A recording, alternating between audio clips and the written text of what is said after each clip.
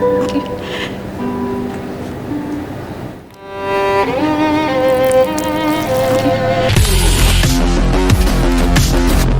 yung mga conspiracy posters? Ako nga pala si Paolo at ngayon dadaanan natin ang bago commercial ng RC Cola at ibahin natin ang twist. Kaya sa panoorin natin na alam ko na panood nyo na at napanood ko na din, dahil naumay na ako dahil alam ko naman na yun ang kanilang style. Eh dahil papanoorin natin ang isang video na ginawa ni Kaalaman dahil meron daw siyang 99% solved decoded na explanation niya sa ginawa ng RC Cola. Bigyan ko lang yung disclaimer ha, inamin naman na ng RC Cola na wala namang ibig sabihin ng kahit ano sa kanilang mga commercial. Yung kasing bagong trip ng Gen Z. Diba kasi yung mga millennial nagiging mga boomer na kailangan lahat, may rason, kailangan lahat, pagtripan. So, ang Gen Z wala naman silang pake. Panoorin natin. Siyempre, hindi ko na papakita lahat dahil fair use tayo. Ano nga ba ang ibig sabihin nito? Sa video ito, buddy, Opo, Tito ay susubukan Kaalaman, kong gusto ko i-explain ang mga malaman. bagay-bagay and well, this goes much deeper than you think. And I bet my balls na pag tinapos ninyo ang video ito ay mapapasabi ka na lang ng oo nga no, ay makikita Natandaan ko ang to. isang banda na sabay tumutugtog. Apat ang miyembro ng banda at isa dito ay ang vocalist nilang babae. Okay? So, di sinabi niya hindi na siya parte ng grupo at di na nararamdaman na parte na siya ng kanilang banda. Sentro ng komersyal, ang babaeng So, nagtapat sa explanation na. kanyang think of her body as a long-time Okay. consumer ng RC Cola at ang tatlo namang miyembro ng grupo ay consumer ng iba pang soda beverage tulad ng Pepsi o di naman kaya Coca-Cola. Wait lang, paano naging soft drink ang alcohol? Pun intended. Nag-explain ka eh. Pag nag-explain ka ng isang hypothesis mo, dapat sakto lahat. Kasi kung hindi siya sakto, ibig sabihin mali yung hypothesis mo. So pag nagsabi ka ng pun intended joke, ano yung pangatlo? Royal, Sprite, 5, 6 na, 7. Kung ano man yung mga kumpanyang magkakaseparate kasi iba doon, iisa lang na may hawak na kumpanya. So kung sasabihin mo yung ganyan, hindi lulutang yan. At ano nga ba ang nangyari noong 2015? Sige. Well, ito lang naman Kaya ang gusto ko malaman. taon kung saan minarket heavily ang RC Cola dito sa Pilipinas. Galing ABS-CBN kung saan sinasabi na ang Business Mirror? Now, para ma-explain naman yung mga mata ng tatlo pang mga band members ay it is simply implying na marami sa ating mga Pinoy ang bulag sa katotohanan na may iba pang brand ng soda dito sa Pilipinas na worth a try ika nga. Para lang din yan yung pag inuutusan tayo ng magulang natin na bumili ng Wait lang. Hindi ba, kala ko ibig sabihin kasi ice. Ice. Di ba pag nagtatawag ka, umiinom ka sa mga bar, ganun magtawag ng ice. Gusto ko pa ng ice. Nung Kasi lumabas tunaw yung na. Anong mulat sa kamay? post ko sa Instagram. Ang dami Hindi na to kaalaman, ka-woke ka na to.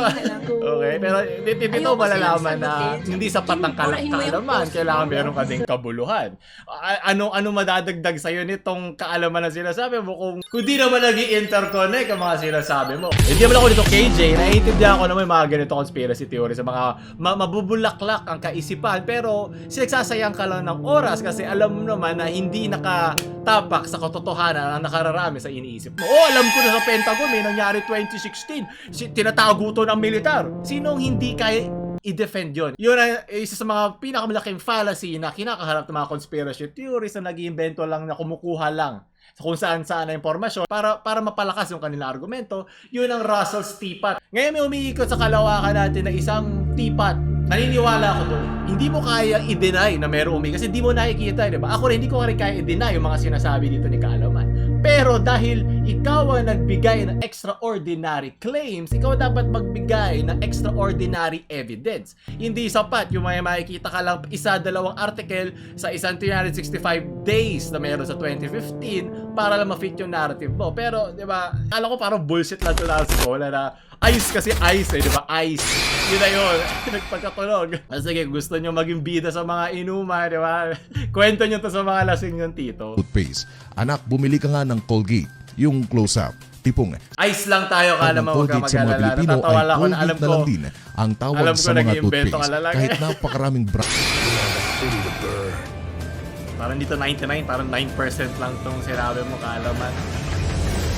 Ito naman sinabi naman ni Kaalaman dito na mayroon daw influence sa isang gamer na itong dahil nga lumabas ng Cyberpunk doon sa kamay niya. Eh wala namang pinakitang robotic doon eh. Sige, kumbaga, ini-stretch, inamin naman ni Kaalaman is ini-stretch na lang niya. Okay, naabot mo yung 8-minute mark mo para saan. Pero ayoko mainis kay Kaalaman, pero kasi halata naman na bullshit na lang iba niya sinasabi dito.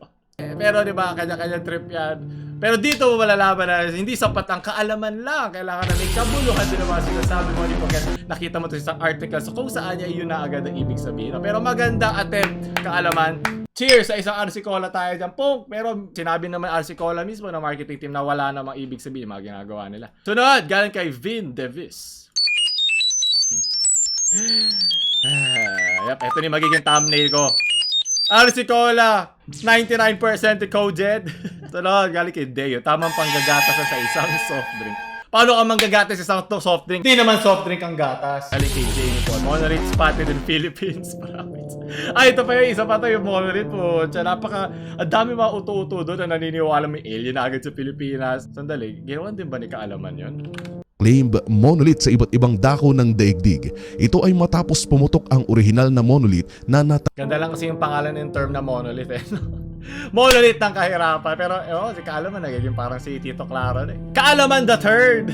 Napakadali kasi dayain ng mga yan. Kahit gusto mo. Alam ko magandang pakinggan yung monolith. Wow. Pero sa mga RTS gamers dyan ng Warcraft, alam nyo naman na hindi naman yung makabagong terminolohiya. At kahit sino pwede ilagay doon. At sobrang sakto lang ng mga coincidences na nandun siya sa isang lugar na may pabilog at makikita at pagtitripan. Baka lang naman siya at sinabi na marami na rin articles lalo na sa States na yung pagkakahiwa dun sa monolith na yon hindi siya high-tech ng parang kung galing sa alien to, bakit pang primitibong human ng mga teknolohiya ang ginamit para putulin to. Ang sinasabi na naman, ito yung sinasabi kong Russell's teapot fallacy, ang sinabi nila ay kinuha na daw ito ng gobyerno ng USA para aralin. Pero yun nga hindi ko pwede i-deny yun. Kasi that is an extraordinary claim na ginawa ng isang conspiracy theorist. Wala sa akin, hindi sa akin yung burden of proof. Pumunta ka sa batas, pumunta ka sa isang kaso,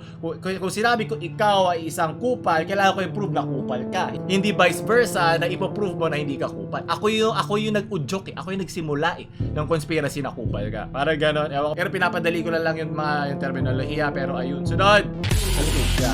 The monolith was found in the Philippines. Oh, pucha. Ano pa, dodrawingan ba yan ng TBS? Ayan, sunod! Ito gusto kong makita. Leche. Ito ang masakit. Diba? Ito yung kabuluhan. Diba? Ito yung mga kaalaman. Merong kabuluhan. Hindi yung mag-iimbento ka lang mga alien na kung may paki sa ating alien, sana kinausap na tayo kung matalino sila, kung bobo sila, hindi pa sa level na parang umintindi sa atin. Boom! That point from Wano. Maraming salamat. Ito ang pinaka nakakatakot. Ito dapat nagawa ni Kaalaman. Tito Claro the Third. The mga conspiracy theories nila. Ano ba itong mga nakikita ko?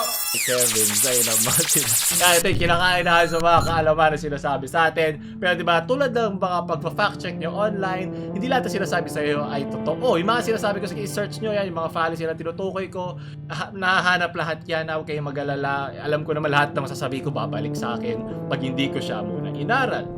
Sunod! Yun ako conspiracy na naman. Kailangan ko explanation dito. Paano binabalik ang tamod? Sunod! Lalo, ginagago ko na lang to. Galing kay Cyril, may nag-post ng baka rin ng Jay. Ang corny, ang corny, corny, corny. Ang corny, ang corny, corny, corny. Lahat na lang ba nung dada ang meme? Bigyan mo ng 3 araw, wala na, patay na ang meme. Sunod! Alam mo, ayoko matawa kasi corny. Pero po siya, ito witty, mapapalakpakan natin. Rene Blade! Hindi ako nanonood ng ML, hindi ko alam kung sino to. Si Rene J ba to? Okay, sige, maraming salamat. Sunod. Galing kay Nixon, maraming salamat Nixon. Galing kay Clay.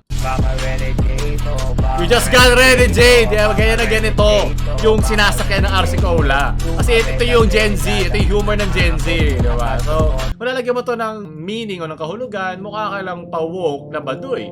Meron kasi woke na, tama ka naman yung sinasabi niya, may sense ka naman, may tututunan kayo ba? Pero kung gano'n, parang gusto mo lang maging bida sa inuman. Gano'n yung nararamdaman ko. Pero baka ako lang. Okay, makinig sa akin. Rene J lang naman ako. Natawa ko sa Rene J, kaya wag niyo akong pakikinggan. Sunod, galing kay Giancarlo. Ikaw yun, lamaw. Galing kay Wild Lawan. Marinig. Mabo, dyan may science dito. Di ba, para makagawa ka ng fire, kailangan mo ng fuel, kailangan mo ng oxygen, at kailangan mo ng spark. Di kita kilala. Bakit? Ay, ako na, sunod! Kali kay Jed Medina. Ikaw ay Yeah, Pasko na! lumaw. Ikaw ay May meaning na naman to kasi meron tayo ngayon shortage sa karne dito sa Pilipinas. Ikaw ay nakahalabaw, lumaw. Mas mabay sa corned beef virus yung ano, parang mad cow disease din sa Pilipinas. Pero diba, sunod! Pagod na ako! Galing ko na baka to. Diba? Alam niyo, sobrang saturated na yung beef. Bumabalik na siya sa kung saan siya nagsimula. Magaling. Sunod! Kali si Chico. Coincidence? I think not. Diba na ako may conspiracy na naman dito? Paki-explain naman. Ngayon kay Ren dyan. Nga, diba? At least nagawa. Ronald na, Jay! Lagot ka lang, pag-i-interconnect ko na naman ng mga bagay-bagay. Sunod. Nako, kailangan mag-aral ng cultural appropriation. Susumbong kita, pinakyo mo pa ako. Bawas puntos yan sa iyong thesis mamaya. At panguli, galing Gabriel ko, Kalabaw Lo-Fi! Oh, may bumalik na!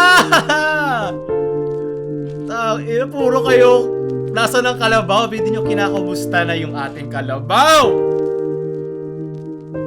Kung makakalabaw ako, yung ganito, okay na, masaya na ako. Ito yung Gen Z humor. Ikaw ay nakahalabaw, lumaw. Ikaw ay nakahalabaw, Hey! Ikaw ay nakaalaman. Alaman, laman.